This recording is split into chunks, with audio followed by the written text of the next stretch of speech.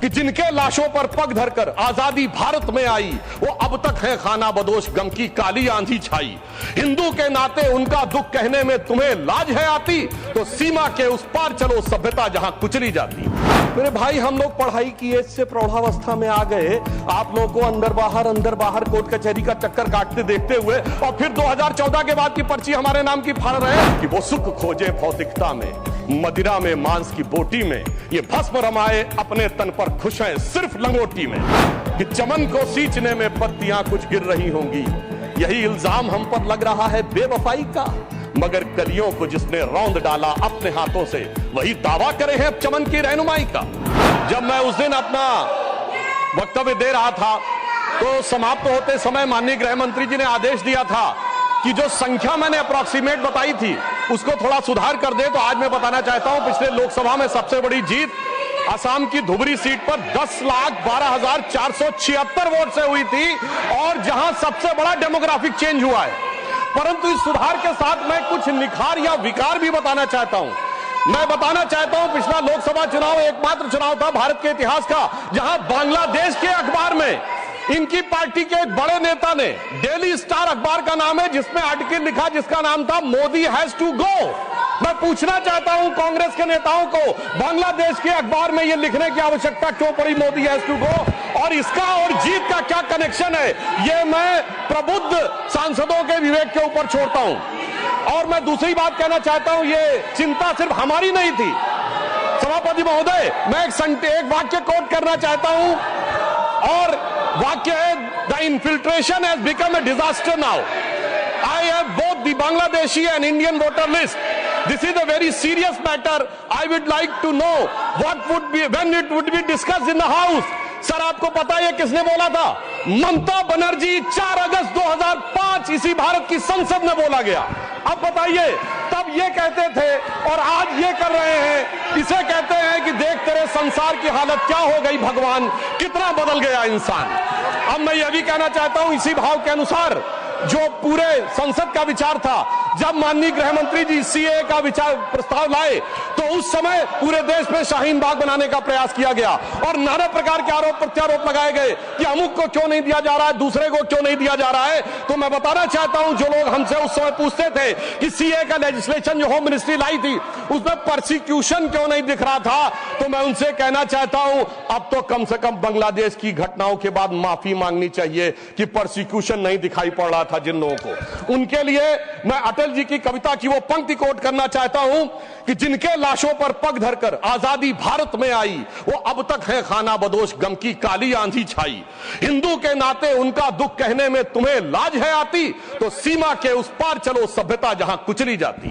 मगर अफसोस की बात यह है सभापति जी, जब ये सीमा के पार जाते हैं तो क्राइम अगेंस्ट ह्यूमैनिटी शब्द गाजा के लिए लिखते हैं अपने ट्वीट में, बांग्लादेश के लिए नहीं लिखते हैं। उससे भी साफ समझ में आ जाता है कि सीमा के पार इनकी दृष्टि कहां और किस रूप में आती है। अब मैं यह भी बताना चाहता हूं, जो हमारे साथी ने कहा कि गृह मंत्रालय हस्तक्षेप कर रहा है किसी राज्य में, परंतु मैं बताना चाहता हूं गृह मंत्रालय ने हस्तक्षेप नहीं किया, राज्यों ने हस्तक्षेप किया है। गृह मंत्रालय में नागरिकता को लेकर कानून बनाना केवल केंद्र सरकार का अधिकार है और संबंधित मिनिस्ट्री है गृह मंत्रालय।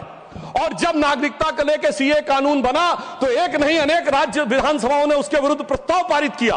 तो अपने फैक्ट को चेक कर लें, यह गृह मंत्रालय में राज्यों का हस्तक्षेप था, विपक्षी राज्यों का, और इसी के साथ साथ संविधान के लिए भी बहुत बड़े खतरे की बात थी, क्योंकि केंद्र से पारित कानून के विरुद्ध कोई राज्य सरकार नहीं बोल सकती। हाँ, रही बात इसको जो इनके दिल में दर्द है कि एजेंसीज के कारण बहुत से नेता जेल में जा रहे हैं, तो मैं याद दिलाना चाहता हूं सभापति महोदय, जो हमारी सरकार पर आरोप लगाते हैं, तो जब सोनिया जी और राहुल जी पे केस दर्ज हुआ था, अक्टूबर 2013 था, दिल्ली हाईकोर्ट के द्वारा हमारी सरकार नहीं थी। कनिमोझी ए राजा जी जेल गए थे 2011 में, हमारी सरकार नहीं थी। सुरेश कालमाड़ी जेल गए 2010 में, हमारी सरकार नहीं थी। शिबू सोरेन जेल गए 2006 में, हमारी सरकार नहीं थी। मधु कौड़ा जेल गए 2008 में, हमारी सरकार नहीं थी। मुलायम सिंह मायावती जी पे केस हुए 2004 में, हमारी सरकार नहीं थी। करुणानिधि जी जेल गए 2000 में, लालू यादव जी जेल गए 1997 में, झारखंड मुक्त मोर्चा रिश्वत काट 1994 में, और सर राजीव गांधी जी पे आरोप 87 में और FIR 1990 में। मेरे भाई, हम लोग पढ़ाई की एज से प्रौढ़ावस्था में आ गए, आप लोगों को अंदर बाहर कोर्ट कचहरी का चक्कर काटते देखते हुए और फिर 2014 के बाद की पर्ची हमारे नाम की फाड़ रहे हैं। मुझे लगता है यह बिल्कुल तथ्यों के विपरीत है। ईमानदारी से उनको आत्मावलोकन करने का प्रयास करना चाहिए बजाय कि आरोप लगाने के ऊपर। हाँ, एक बात मैं जरूर कहना चाहता हूं, गृह मंत्रालय ने एक बहुत बड़ा काम इस कार्यकाल में जानते क्या किया? इस देश को वास्तविक रूप में सेकुलर बना दिया, समग्र रूप से सेकुलर बना दिया। सर, वो क्या था? 1976 में जब कॉन्स्टिट्यूशन अमेंडमेंट करके सेकुलर वर्ड जोड़ा गया कॉन्स्टिट्यूशन में, तो कश्मीर की विधानसभा ने उसे एक्सेप्ट नहीं किया था। इसलिए इस देश में एक ही राज्य था जो संवैधानिक दृष्टि से सेकुलर नहीं था। सर, 5 अगस्त 2019 को जब धारा 370 हटी तो यह वास्तविक अर्थों में पूरा देश सेकुलर हो गया। इसके लिए मुझे लगता है गृह मंत्रालय को बधाई दी जानी चाहिए। और एक और मैं बात कहना चाहता हूं सर, अभी विश्व का सबसे बड़ा आयोजन कुंभ मेला हुआ। इसके लिए उत्तर प्रदेश की सरकार की तो प्रशंसा की जा सकती है, इसमें कोई दो राय नहीं है, परंतु यह भी सत्य है सर, इतना बड़ा आयोजन हुआ और किसी प्रकार की कोई अप्रिय घटना, एक दुर्घटनावश होने वाली उस भगदड़ के अलावा क्या कोई गोली चली, कोई पटाखा फूटा, कोई सुरक्षा को लेकर अटैक हुआ? यदि यह नहीं हुआ तो मैं मानता हूं इसके लिए सुरक्षा एजेंसियों की सतर्कता और उसके लिए गृह मंत्रालय की जो सजगता थी वो भी बधाई का पात्र है। और वैसे मैं एक शब्द और कहना चाहूंगा सर, जो कुछ कुंभ मेले में दिखाई पड़ा था उसको कम से कम मैं निगेटिव बात न कह के एक पॉजिटिव बात कहना चाहूंगा। अनेक विदेश से लोग आए, 66 करोड़ लोग आए, लाखों लोग विदेश से आए, 73 देशों के राजनयिक आए, 100 से अधिक लोग आए और वो आकर यहां देखकर क्या चौंक जाते थे सभापति महोदय। कोई कहता था दुनिया में सब कुछ पैसे के लिए होता है, मार्क्स, तो कोई कहता था सब फिजिकल प्लेजर के लिए होता है, फ्रायड, तो कोई कहता था नेम एंड फेम के लिए होता है। परंतु जब हमारे यहां नागा सन्यासियों को देखते थे तो पश्चिम के लोग आके जानते कि वो चौंक जाते थे। उसे एक पंक्ति में कहूं कि वो सुख खोजे भौतिकता में, मदिरा में मांस की बोटी में, ये भस्म रमाए अपने तन पर खुश हैं सिर्फ लंगोटी में। और सभापति महोदय, मार्क्स भी फेल, मैक्स वेबर भी फेल, फ्रायड भी फेल। कम से कम ये प्रेरणा देनी चाहिए भारतीय संस्कृति के बारे में। और परंतु मैं क्या कहूं, दुनिया की सबसे बड़ी कंपनी स्टीव जॉब्स के एप्पल के, मतलब सबसे एडवांस कंपनियों में से एक, उनकी पत्नी लॉरेन पावेल भी आई और नाम भी उन्होंने कमला देवी रखा। परंतु कुछ लोगों को उसके बाद भी उसमें स्नान करने में समस्या नजर आई। तो मैं ईमानदारी से और विनम्रता से कहना चाहता हूं, सभी धर्मों की भावना का सम्मान होना चाहिए। गंगा जल का सिर्फ सम्मान हमारे धर्म में नहीं है, काबा में भी एक आबे जमजम है और वहां के जल को भी वैसे ही पवित्र माना जाता है और माना जाता है कि उससे पाप कटते हैं। जब आप वेटिकन जाते हैं तो पोप भी आपके ऊपर जल छिड़कते हैं और कहते हैं this removes you from all the sin. मैं चुनौती से कहता हूं, इनमें से कोई किसी के बारे में बोल सकता है? सबका सम्मान करिए परंतु सनातन का अपमान मत करिए। मैं मानता हूं कि इरेडिकेशन ऑफ सनातन धर्म आपका विचार है, परंतु उसे कम से कम अपने राजनीतिक वक्तव्यों में आप आने का प्रयास मत करिए। परंतु मैं एक बात और कहना चाहता हूं, अभी हमारे डीएमके के लोग डिलिमिटेशंस के बारे में बोल रहे थे, उनकी कंसर्न समझी जा सकती है, परंतु मैं सिर्फ एक बात कहूं सर, जनसंख्या का यदि उनको लगता है कि किसी जगह विचार बढ़ रहा है संख्या और किसी जगह नियंत्रित है, चूंकि उन्होंने नियंत्रित की है, तो सर ये सिर्फ ज्योग्राफी पर ही है कि सोसाइटी पर भी लागू होगा।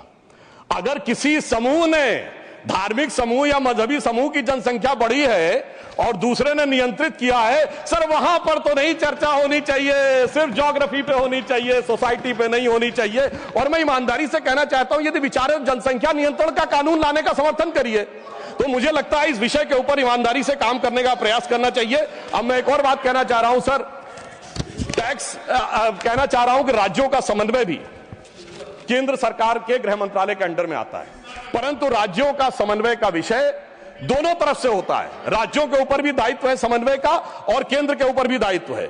इसीलिए मैं कहना चाहता हूं, परंतु जब ऐसी बातें उठती हैं कि किसी राज्य का कोई मंत्री कहता है कि टैक्स कलेक्शन वहां ज्यादा हो रहा है तो हमें अलग हो जाना चाहिए, तो किसी राज्य का मंत्री उत्तर भारत के किन्हीं राज्यों के लिए या बिहार के लिए आपत्तिजनक बातें कहना शुरू करता है, इससे राज्यों का जो समन्वय है वो गिरता है। और मैं कहना चाहता हूं सर, समन्वय का सबसे दुखद उदाहरण था इसी संसद के एक सदस्य ने छत्तीसगढ़, राजस्थान और मध्य प्रदेश में हमारी जीत के बाद इस सदन के नहीं, दूसरे सदन के सदस्य ने यह शब्द बोला था कि भाजपा सिर्फ गोमूत्र वाले राज्यों में जीत सकती है। तो मैं उनको बताना चाहता हूं सर जिनके की दिमाग में मैकाले और मार्क्स का वायरस भरा है, तो उन्हें बताना चाहता हूं कि गोमूत्र का anti bacterial, anti fungal, anti cancer के लिए मेडिसिनल पेटेंट है और पेटेंट का नंबर है 64100059। तो मैं कहना चाहता हूं कृपया जाके अपने मन से मैकाले और मार्क्स का मैल साफ करिए, तो राज्यों में समन्वय बहुत बेहतर ढंग से दिखाई पड़ेगा। और मैं अंत में सभापति महोदय, सिर्फ मैंने जहां से बात प्रारंभ किया था वहां पे बात को समाप्त करता हूं। एक उदाहरण देना चाहता हूं। एक फिल्म आई थी एक दौर में जिसका नाम था वेडनेसडे, जिसमें नसीरुद्दीन शाह जी ने एक आम आदमी का रोल किया था और उसमें एक सर डायलॉग था जिसमें वो कहते हैं कि जब व्यक्ति घर से निकलता है तो हर 1-2 घंटे के बाद उसकी पत्नी पूछती है ऑफिस पहुंच गए कि नहीं, चाय पी ली कि नहीं, खाना खा लिया कि नहीं, वापस आ रहे हो कि नहीं। तो उन्होंने कहा वो इसलिए नहीं पूछती कि वो जानना चाहती है चाय पिया कि नहीं, खाना खाया कि नहीं। वो दौर था जिसमें वो कह रहा है कि वो इसलिए पूछ रही कि वो जानना चाहती तुम जिंदा हो कि नहीं, क्योंकि वो दौर था इनकी सरकार का जिस जमाने में घर से आदमी निकलता था, उसने कहा लगता है जंग पे निकल रहा है। तो ऐसा प्रतीत होता था कि मानो वो कह रहा हो कि उजाले अपनी यादों के हमारे संग रहने दो, न जाने किस गली में जिंदगी की शाम हो जाए। मगर उस शाम के बाद जो सुबह हुई है हमारी सरकार आने के बाद और जो गृह मंत्रालय ने किया है वो पूरे देश को दिखाई पड़ता है। तो मैं अंत में सर सिर्फ ये कहना चाहूंगा, मैं ये मानता हूं कि हमारे गृह मंत्रालय ने जो काम किया है वो संवेदना, संकल्प, समन्वय और सुदृढ़ता के साथ किया है। मणिपुर जैसे विषयों के लिए पूरी संवेदना से काम किया है, कश्मीर जैसे विषयों के लिए संकल्प के साथ काम किया है, राज्यों के साथ समन्वय के लिए समन्वय की भावना से काम किया है और आंतरिक सुरक्षा के लिए पूरी सुदृढ़ता के साथ काम किया है। और जब कठोर निर्णय लेने होते हैं और देश की सुरक्षा को लेकर कुछ कठोरता करनी होती तो कुछ लोगों को थोड़ा कष्ट जरूर हुआ होगा।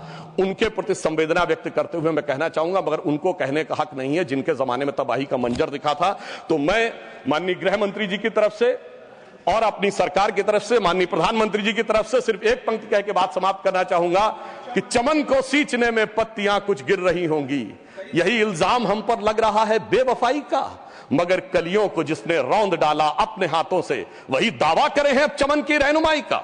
धन्यवाद।